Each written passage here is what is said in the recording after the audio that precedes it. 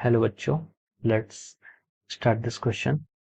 So this question says, if the velocity of light c, gravitational constant g, and Planck's constant h be chosen as fundamental units, find the dimensions of length in new systems. तो यहाँ पर जो हमें find out क्या करना है, यहाँ पर हमें डायमेंशंस फाइंड आउट करनी है। तो देखिए ये जो क्वेश्चन है, इस क्वेश्चन का जो आपका की कॉन्सेप्ट है, ये आपका डायमेंशन एनालिसिस पर बेस्ड क्वेश्चन है। ये क्वेश्चन आप तभी कर पाएंगे जब आपको डायमेंशन एनालिसिस का बेसिक आइडिया होगा। तो चलिए इस क्वेश्चन को आगे प्रोसीड करते हैं। तो देखिए इसमें आप लिखा है कि इफ वैल्यूज अगर अब अभी तक हमारे जो फंडामेंटल यूनिट्स होते थे वो हम mass, length, time, luminous intensity, candela और केल्विन टेम्परेचर और करंट, ये सब हमारी फंडामेंटल यूनिट्स होती थी। तो अब हमें क्या करना है, हमारी यूनिट्स को उन्होंने चेंज कर दिया है। Velocity of light it's C, gravitational constant G and Planck constant आपकी क्या फंडामेंटल यूनिट्स हैं। तो हमें डायमेंशन ऑफ लेंथ की डायमेंशन निकालनी है। क्या? Dimension of length. तो अब हम इसकी डायमेंशन को निकालते हैं। तो चलिए इसको कैलकुलेट करते हैं। वेलोसिटी ऑफ लाइट क्या होता है आपका एल टी माइनस वन। इस वेलोसिटी की डायमेंशन क्या होती है एल टी माइनस वन। इसकी पावर हमने यहाँ पर ए ले लिया है। और ग्रेविटेशनल कांस्टेंट को हम यहाँ पर कैलकुलेट कर लेते हैं। Force is equal to G into m1 m2 divide by R square. ये आपका फॉर्मूला होता है। फोर्स की डायमेंशन क्या होती है, मास times acceleration mlt minus two. और g यहाँ पर ऐसे ही रहेगा। m1 m2 की डायमेंशन को हम क्या लिख सकते हैं, m का स्क्वायर। और r की डायमेंशन को हम क्या लिख सकते हैं, l का स्क्वायर। अब देखिए, अब यहाँ से हम g की डायमेंशन हमें निकालनी है।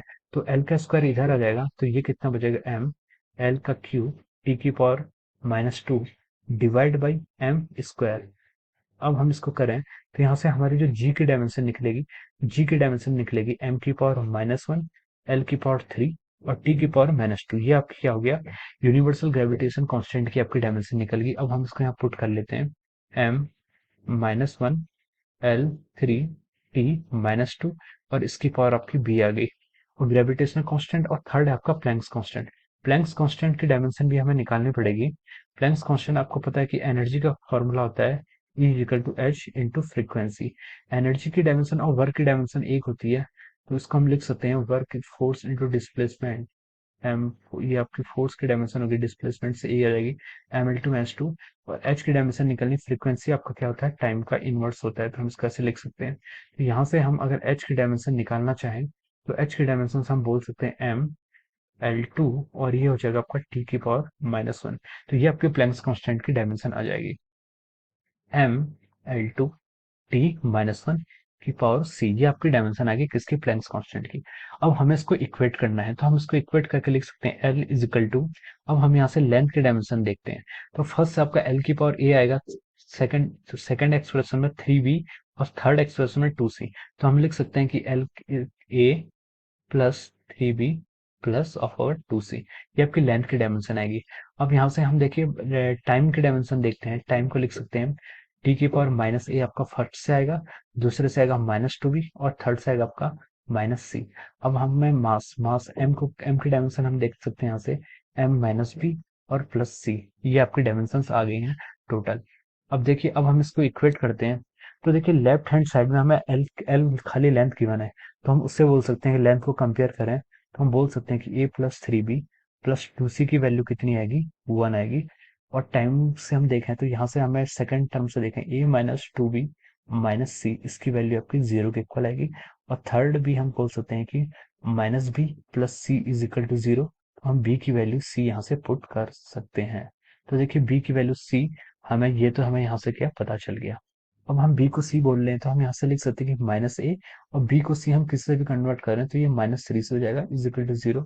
और हम लिख सकते हैं यहाँ से ए की वैल्यू कितनी आएगी आपकी, माइनस थ्री सी। ए की वैल्यू कितनी आ गई है यहाँ से आपकी, माइनस थ्री सी।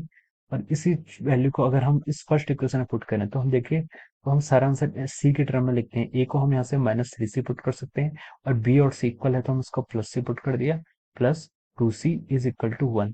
तो देखिए माइनस थ्री सी से प्लस थ्री सी कैंसिल, तो यहाँ से सी की वैल्यू आपकी आ गई है वन बाई टू। सी की वैल्यू वन बाई टू आ गई है, तो इस इक्वेशन में पुट करके हम बोल सकते हैं कि ए की वैल्यू आएगी आपकी माइनस थ्री बाई टू, और बी और सी की वैल्यू इक्वल है तो बी और सी दोनों की वैल्यू आपकी वन बाई टू आ जाएगी। तो हमने यहाँ पर सारे कोफिशिएंट निकाल दिए हैं। अब हमें एल की डायमेंशन पूछा गया था, तो डायमेंशन ऑफ एल को हम लिख सकते हैं L T minus one. L T minus one किसकी डायमेंशन थी? वेलोसिटी की।